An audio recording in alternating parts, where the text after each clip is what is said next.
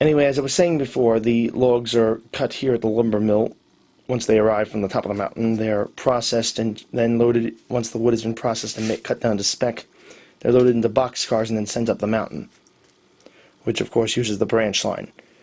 Then at the mountain, they're turned into furniture and sent back down to various other areas, back down the mountain again, and of course back to the yard where they're sorted and it's decided where they're going.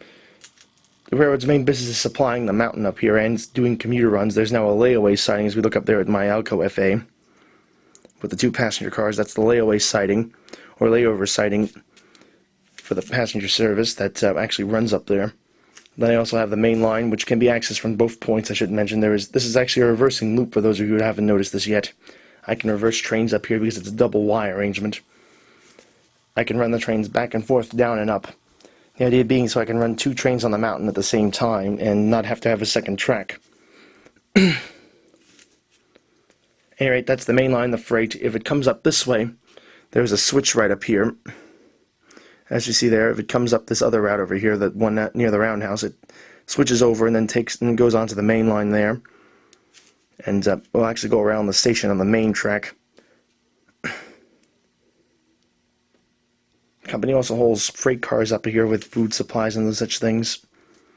They come up through the main line, and of course there's a bit of a challenge to keep them separate. That's essentially what the main business of the railroad is right now. Over here is my small town, which I've actually gotten together. All the houses on this land, I should say, were, in one case, my cousin got rid of his train sets. He'd had them in storage for years. I got his old buildings, did some work on them, and put them back up. Other cases, I bought them online by someone who didn't understand what they were worth and was going to just throw them out if he didn't sell them.